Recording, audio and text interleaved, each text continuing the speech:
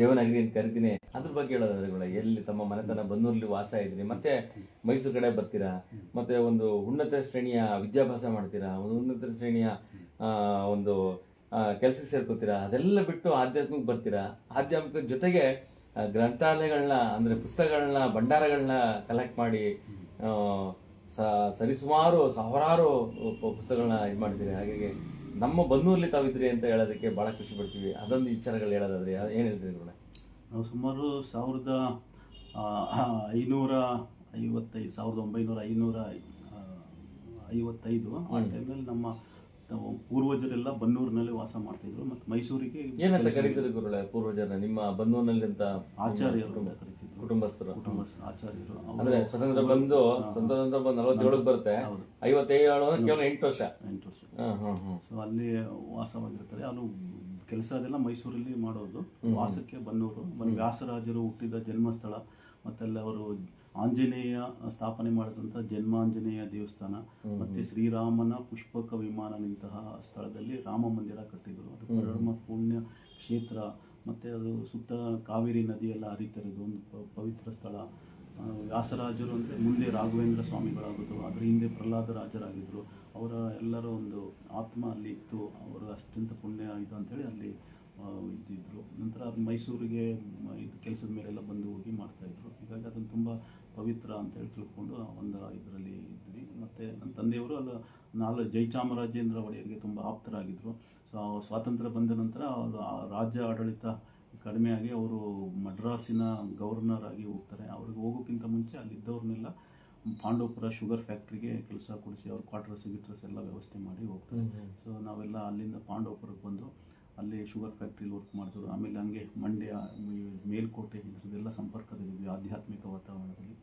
ನಂತರ ನಾನು ಬೆಳಗಾಂನಲ್ಲಿ ಸ್ವಾಮಿ ವಿವೇಕಾನಂದ ಉಳ್ಕೊಂಡು ಮನೆಯಲ್ಲಿ ಪೂಜೆ ಮಾಡಿಕೊಂಡು ಅಲ್ಲಿ ಒಬ್ಬರು ಅಂಬಿಕಾನಂದಜಿ ಗುರುಜಿ ಅಂತ ಸಿರ್ಸಿ ಅವರು ನಮಗೆ ಅವಕಾಶ ಮಾಡಿಕೊಟ್ರು. ಅಲ್ಲಿ ನನಗೆ ಆಧ್ಯಾತ್ಮಿಕದ ಒಂದು ಅತ್ಯಂತ ಉನ್ನತ ಸ್ತರದಲ್ಲಿ ಧ್ಯಾನ ಇದರಲ್ಲೆಲ್ಲ ಆಯಿತು. ಅಲ್ಲಿಂದ BKS ಅಯ್ಯಂಗಾರ್ ಅವ್ರ ಸಂಪರ್ಕ ಬಂತು.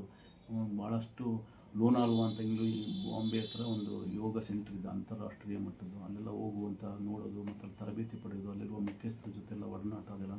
ಆಮೇಲೆ ಮಲ್ಲಾಡಿಯಲ್ಲಿರೋ ಸ್ವಭಾವದ ಅವರ ಪ್ರೇರಣೆಯಾಗಿ ನಾವು ಏನಾದರೂ ಸಮಾಜಕ್ಕೋಸ್ಕರ ಮಾಡಬೇಕು.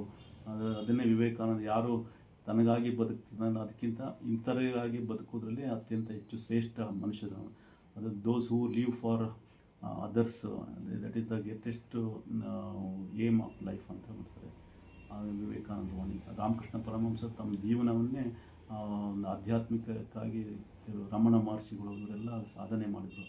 ಹಾಗಾಗಿ ಆ ದೃಷ್ಟಿಯಲ್ಲಿ ನಾವು ಮಾಡಬೇಕು ಏನಾದರೂ ಅಂತೇಳಿ. ತಾವು ಒಂದಷ್ಟು ಚಿತ್ರಗಳು ನೋಡಿದೆ, ನಿಮ್ದು ಆಲ್ಬಮ್ ದೊಡ್ಡ ದೊಡ್ಡ ಆಲ್ಬಮ್ಗಳು ಇದೆ. ತಾವು ಮಾಡಿದಂತಹ ಸಾಧನೆಗಳು, ತಾವು ಮಾಡಿದಂತಹ ಯೋಗ ಅಭ್ಯಾಸಗಳು ಇವತ್ತು ಮನೆತನಕ್ಕೆ ಮೈಸೂರಿನ ರಾಜಮನೆತನದ ವಂಶಸ್ಥರಿಗೆ ಒಂದು ಎಷ್ಟು ರೋಗಗಳನ್ನ ತಾವು ಕಲಿಸ್ಕೊಟ್ಟಿದ್ದೀರಾ. ಅದು ಕೂಡ ಎಲ್ಲ ಭಾವಚಿತ್ರಗಳಿದೆ. ಅರಮನೆ ಮೈದಾನದಲ್ಲಿ ಮೋದಿಯವರು ಬಂದಾಗಲೂ ಕೂಡ ತಾವಿರುವಂತಹ ತಮ್ಮದು ತುಂಬಾ ಚಿಕ್ಕ ವಯಸ್ಸು, ಹಾಗಾಗಿ ಆ ಚಿಕ್ಕ ವಯಸ್ಸಿನಲ್ಲೂ ಕೂಡ ಯೋಗ ಶಿಬಿರಗಳನ್ನ ಸಾವಿರಾರು ಜನ ಒಮ್ಮೆಲೆ ಮಾಡುವಂಥ ಶಿಬಿರಗಳನ್ನ ಕೂಡ ಆಯೋಜನೆ ಮಾಡಿದಿರಿ. ಜೊತೆಗೆ ನಿಮ್ಗೊಂದು ಅಭ್ಯಾಸ ಏನು ಅಂತಂದ್ರೆ ಎಲ್ಲ ಪುಸ್ತಕ ಭಂಡಾರಗಳನ್ನ ಹುಡುಗರು ತರುವಂತ ಸಂಗ್ರಹ ಮಾಡುವಂಥದ್ದು. ಅದ್ರ ಬಗ್ಗೆ ಹೇಳೋದಾದ್ರೆ ಗುರುಗಳೇ? ಅಂದರೆ ಈ ಜ್ಞಾನ ಏನಿದೆ ಎಲ್ಲ ಮೊಬೈಲ್ ಎಲ್ಲ ಬಂದಮೇಲೆ ಎಲ್ಲ ಓದುವವರ ಸಂಖ್ಯೆ ಕಡಿಮೆ ಆಯಿತು. ಮತ್ತು ಈ ಮೊಬೈಲ್ ಎಲ್ಲ ನೋಡಿ ಕಣ್ಣಿಗೆ ಎಫೆಕ್ಟು, ಆರೋಗ್ಯಕ್ಕೂ ಅದು ತುಂಬ ಕೆಟ್ಟ ಪರಿಣಾಮ ಬೀರ್ತಾ ಇದೆ. ಮತ್ತು ಈಗ ನಳಂದ ವಿಶ್ವವಿದ್ಯಾನಿಲಯ ಎಷ್ಟೋ ಕೋಟ್ಯಾಂತರ ಪುಸ್ತಕ ಅದಿಲ್ಲತ್ತು. ಮುಸ್ಲಿಮ್ಸ್ ಎಲ್ಲ ಬಂದಾಗ ಅದಕ್ಕೆ ಬೆಂಕಿ ಹಾಕಿದ್ರು 6 ತಿಂಗಳು ಅದು ಇದಾಗುತ್ತೆ. ಇತಿಹಾಸದಲ್ಲಿ. ಸೊ ಆ ಥರ ಆಗಿ ನಾವು ಏನೇ ಮೊಬೈಲ್ದೆಲ್ಲ ಬರ್ಬೋದು, ಆ ಕ್ಷಣಿಕದಲ್ಲೇ ಇದಾಗುತ್ತೆ. ಅದರಲ್ಲಿ ಓದು ಪುಸ್ತಕ ಒಂದು ಇದಿರುತ್ತೆ, ಒಂದು ಆತ್ಮೀಯತೆ ಬೆಳೆಯುತ್ತೆ. ಅದು ಪುಸ್ತಕ ಇದ್ದರೆ ಒಂದು ಪುಸ್ತಕ ಇದ್ದರೆ 10 ಜನ ಫ್ರೆಂಡ್ಸ್ ಇದ್ದಂಗೆ, ಅಷ್ಟೊಂದು ಆತ್ಮೀಯತೆ ಬರ್ತಾ. ಹಾಗಾಗಿ ಅದರಲ್ಲಿ ಹೆಚ್ಚು ಇದಾಗಬೇಕು. ಇವತ್ತಿನ ಯುವ ಜನರೇ ಪುಸ್ತಕ ಓದುವ ಸಂಖ್ಯೆ ಕಡಿಮೆ ಆಗ್ತಾ ಇದೆ. ಹಾಗಾಗಿ ಇಲ್ಲಿ ಪಾಂಡವಪುರದಲ್ಲಿ ಒಬ್ಬರು ಅಂಕೇಗೌಡರು ಅಂತೇಳಿ ಅಂಕೇಗೌಡರ ಪ್ರತಿಷ್ಠಾನ ಅಂತ ಮಾಡಿ ಸುಮಾರು ಒಂದು 15ರಿಂದ 20 ಲಕ್ಷ ಪುಸ್ತಕಗಳನ್ನು ಒಂದೇ ಕಡೆ ಸಂಗ್ರಹ ಮಾಡಿದ್ದಾರೆ. ಅವ್ರ ಹರಿಕೊಡೆಯವರು ಸಹಾಯ ಮಾಡಿ ಅವ್ರಿಗೊಂದು ಬಿಲ್ಡಿಂಗ್ ಎಲ್ಲ ಕಟ್ಟಿಕೊಟ್ಟಿದ್ದಾರೆ. ಆದರೂ ಸಾಲಲ್ಲ. ನಾನು ಒಂದು ನಳಂದ ವಿಶ್ವವಿದ್ಯಾನಿಲಯದ ರೀತಿಯಲ್ಲಿ ದೊಡ್ಡ ಪ್ರಮಾಣದಲ್ಲಿ ಮಾಡ್ತೀನಿ ಅನ್ನೋ ಒಂದು ಅವರ ಆತ್ಮಸ್ಥೈರ್ಯದಿಂದ ಬರೀತಿದ್ದಾರೆ. ಅವರಿಗೆ ಭಾರತ ಸರ್ಕಾರದಿಂದ ಮೋದಿ ಸರ್ಕಾರವರು ಅವರಿಗೆ ಪದ್ಮಶ್ರೀ ಪ್ರಶಸ್ತಿ ಕೊಟ್ಟು ಗೌರವಿಸಿತು ಅವರ ಸಾಧನೆಗಾಗಿ. ಜೀವನ ಪರ್ಯಂತ ಅವರು ಸಂಗ್ರಹ ಮತ್ತು ಸುಮಾರು ಒಂದು 30-40 ಯೂನಿವರ್ಸಿಟಿ ಸೌತ್ ಇಂಡಿಯಾದವರೆಲ್ಲ ಅಲ್ಲಿಗೆ ಪಾಂಡವಪುರಕ್ಕೆ ಬಂದು ರೂಮ್ ಮಾಡಿಕೊಂಡು ತಿಂಗಳಾನುಗಟ್ಟಲೆ ಅಲ್ಲಿ ಉಳ್ಕೊಂಡು ಆ ಲೈಬ್ರರಿ ಬುಕ್ಸ್ಗೆಲ್ಲ ರೆಫರ್ ಮಾಡಿ ಜೆರಾಕ್ಸ್ ಮಾಡಿಕೊಂಡು ಅವ್ರಿಗೆ PhD ಥೀಸಿಸ್ ಮಾಡ್ಕೊಳ್ಳೋಷ್ಟು ಅಪಾರ ರೆಫರೆನ್ಸ್ ಬುಕ್ಸ್ ಎಲ್ಲ ಸಿಗುತ್ತೆ. ಇದು ತುಂಬ ಜನರಿಗೆ ಹೆಲ್ಪ್ ಆಗ್ತಾ ಇದೆ. ನೀವು ಹೆಂಗ್ ಇನ್ಸ್ಪೈರ್ ಆದ್ರಿ ಈ ತರ ಕಲೆಕ್ಟ್ ಮಾಡೋದಕ್ಕೆ? ಹೀಗಾಗಿ ಅವರೆಲ್ಲ ನಮಗೆ ಪ್ರೇರಣೆ ಆಯಿತು. ನಾವು ಅವರು ದೊಡ್ಡ ಪ್ರಮಾಣದಲ್ಲಿ ಮಾಡಿದರೆ, ಅವರು ಎಲ್ಲ ಥರದ ಪುಸ್ತಕ ಕಲೆಕ್ಟ್ ಮಾಡಿದರೆ, ನಾವು ಸ್ವಲ್ಪ ಯೋಗ, ಆಧ್ಯಾತ್ಮಕ್ಕೆ ಸಂಬಂಧಪಟ್ಟಿದ್ದು ವಚನ, ವೇದ, ಉಪನಿಷತ್ತು, ಭಗವದ್ಗೀತೆ, ರಾಮಾಯಣ, ಪುರಾಣ, ಈ ಥರದ ವಿವೇಕಾನಂದ ನಿಮ್ಮ ಈಗ ನನ್ನಂದ್ರ ಒಂದು 15,000ರಿಂದ 18,000 ಪುಸ್ತಕಗಳನ್ನ ಸಂಗ್ರಹ ಮಾಡಿದೀವಿ. ಅದು ಸ್ವಲ್ಪ ವ್ಯವಸ್ಥಿತವಾಗಿ ಜೋಡಿಸಕ್ಕೆ ನಮ್ಗೆ ಹತ್ರ ಅಲ್ಮಾರ ಆಗಲಿ ಅಥವಾ ರ್ಯಾಕ್ ಸಿಸ್ಟಮ್ ಇಲ್ಲ. ಎಲ್ಲೆಲ್ಲಿ ಸಾಧ್ಯವೋ ಮನೆ ಇಡೀ 30-40 ಮನೆ ಎಲ್ಲೆಲ್ಲಿ ಜಾಗ ಸಿಗುತ್ತೆ ಅಲ್ಲೆಲ್ಲ ಜೋಡಿಸಿ ಇಟ್ಟಿದ್ವಿ.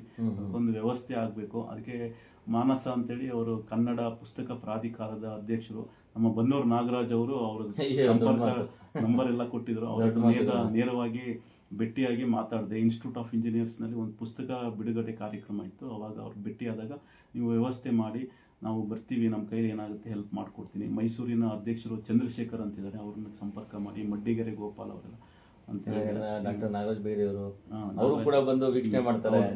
ಬಹಳ ಖುಷಿ ಆಗ್ತದೆ ಅವ್ರಿಗೆ. ಅವ್ರು ಮಾತು ಹೇಳ್ತಾರೆ, ನೀವು ಇಷ್ಟು ಬುಕ್ಸ್ ನ ಸಂಗ್ರಹಣೆ ಮಾಡಿದ್ರೆ ಎಲ್ಲಿ ಸಿಕ್ತು ನಿಮ್ಗೆ, ಹೆಂಗ್ ಸಂಗ್ರಹಣೆ ಮಾಡಿದ್ದು ಕೂಡ ಕೇಳ್ತಾರೆ ಬೈರಿ ಸರ್. ಇನ್ಯಾರು ಬಂದಿದ್ರು ನಿಮ್ಮ ಈ ಒಂದು ಪುಸ್ತಕ ಭಂಡಾರನ ಮನೇಲಿ ನೋಡೋದಕ್ಕೆ? ಇದು DT ಪ್ರಕಾಶ್ ಅಂತ, ಅಖಿಲ ಕರ್ನಾಟಕ ಬ್ರಾಹ್ಮಣ ಸಭಾ ಮೈಸೂರಿನ ಅಧ್ಯಕ್ಷರು ಪ್ರಕಾಶ್ ಅವರು, ಅವ್ರ ಮಗ ರಾಘವೇಂದ್ರ ಅಂತ, ಮತ್ತೆ ಹಲವಾರು ಸಾಹಿತಿಗಳೆಲ್ಲ.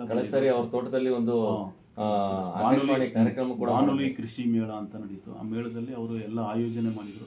ಸುಮಾರು ಒಂದು 100-150 ಜನ. ಹೌದು, ಅವರು ಮನೆಗೆ ಬಂದಿದ್ರು.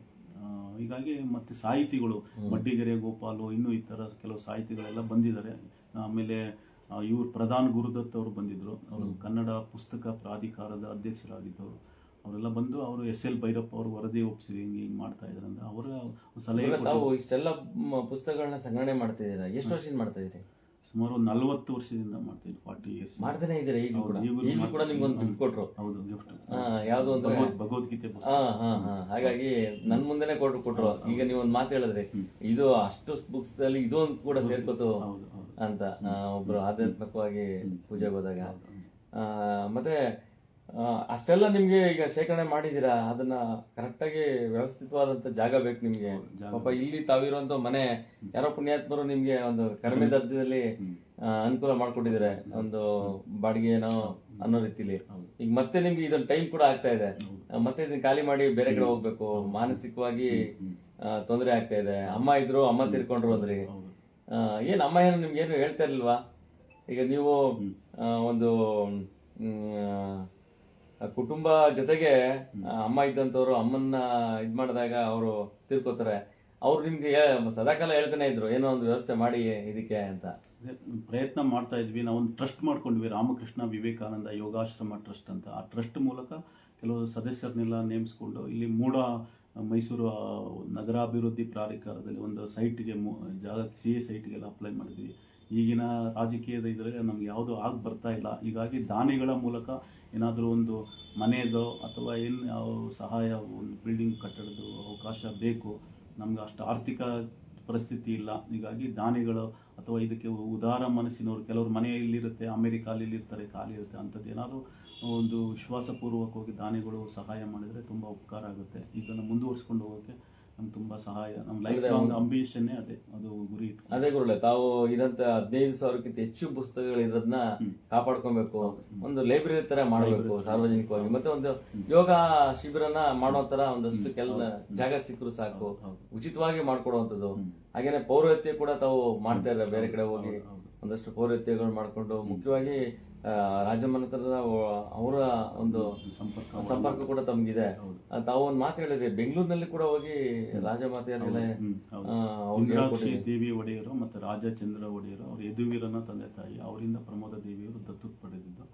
ಅವ್ರ ಮನೆಯಲ್ಲೆಲ್ಲ ಸ್ವಲ್ಪ ಕ್ಲಾಸ್ ಎಲ್ಲ ಅವ್ರು ಮಾಡ್ಲಿಕ್ಕೆ ಹೇಳಿದ್ರು. ಹೀಗಾಗಿ ಅವರೊಂದು 15-20 ಜನ ಫ್ಯಾಮಿಲಿ ಮೆಂಬರ್ಸ್ ಎಲ್ಲರಿಗೂ ನಾವು ಸುಮಾರು 1 ವಾರ ಕಾಲ ಇದು ಮಾಡಿದ್ವಿ. ಮತ್ತದು ಅವ್ರಿಗೆ ಎಲ್ಲ ಅಪೇಕ್ಷೆ ಮೇಲೆ ಮತ್ತೆ 1 ವಾರ ಎಕ್ಸ್ಟೆನ್ಷನ್ ಮಾಡಿ ಒಂದು 15 ದಿವಸ ಅಲ್ಲಿ ತರಬೇತಿ ಕೊಟ್ಟು ಅವ್ರ ಮನೇಲಿ ನಮಗೆಲ್ಲ ವ್ಯವಸ್ಥೆ ಮಾಡಿದ್ರು. ಅವ್ರು ಬಂದು ಬಳಗದವರೆಲ್ಲ ಅಮ್ಮ ಇದ್ರು, ಜೊತೆ ಕರ್ಕೊಂಡು ಹೋಗ್ತಿದ್ರಿ.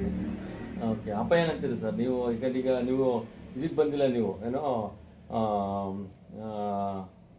ಗೃಹಸ್ಥಾಶ್ರಮಕ್ಕೆ ಬಂದಿಲ್ಲ, ತಾವು ಸ್ವಲ್ಪ ಆಧ್ಯಾತ್ಮಿಕನೇ ಉಳ್ಕೊಂಡ್ಬಿಟ್ಟಿದ್ದೀರಾ. ಅವಾಗ ಏನಂತಿರೋ ತಂದೆಯವರು ನಿಮ್ಗೆ?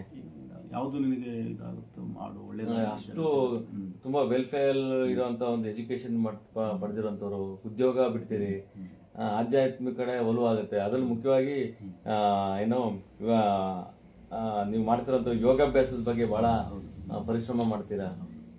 ಕೆಲ್ಸಕ್ಕೂ ಕೂಡ ತಾವು ಹೋಗಲ್ಲ, ಏನೇ ಆದ್ರೂ ಒಂದು ಸಾಧನೆ ಮಾಡಬೇಕು ಅಂತ ಇರೋಂಥ ಒಂದು ಜೀವನನ ಹೇಗೋ ಒಂದು ಯೋಗದ ಶಿಬಿರಗಳನ್ನ ಮಾಡಿ ಅವ್ರು ಕೆಲವರು ಕೊಡ್ತಾರೆ, ಕೆಲವರು ಕೊಡಲ್ಲ, ಕೆಲವು ದಾನಿಗಳು ನಿಮ್ಗೆ ಸಹಾಯ ಮಾಡ್ತಾರೆ, ಕೆಲವರು ಮಾಡಲ್ಲ.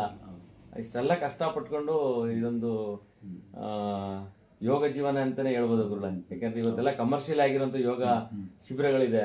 ತಾವು ಅದನ್ನೆಲ್ಲ ಬಿಟ್ಟು ಉಚಿತವಾಗಿ ಮಾಡುವಂಥದ್ದು. ಎಷ್ಟೋ ನಿಮಗೆ ಇಲ್ಲಿ ಇದೇ ಮನೆಗೆ ಸಾವಿರಾರು ಜನ ಬಂದು ಉಳ್ಕೊಂಡು ನಿಮ್ಮ ಜೊತೆ ಇದ್ದು ಒಡನಾಟ ಇದ್ದು ನಿಮ್ಮ ಯೋಗಗಳನ್ನ ಕಲ್ತ್ಕೊಂಡು ನಿಮ್ಮ ಆಧ್ಯಾತ್ಮಿಕಗಳನ್ನ ತಿಳ್ಕೊಂಡು ಹಾಗೆ ನಮ್ಮ ಪರಮಹಂಸರ ಒಂದಷ್ಟು ಮಾಹಿತಿಗಳು ನಿಮ್ಮ ಮೂಲಕ ತಗೊಂಡು ವಿವೇಕಾನಂದರ ಎಲ್ಲ ಸಾಧನೆಗಳು ಕೂಡ ನಾವು ತಿಳ್ಕೊಂಡು ಹೋಗಿರುವಂಥವ್ರು ಎಷ್ಟೋ ಜನ ಇದ್ದಾರೆ.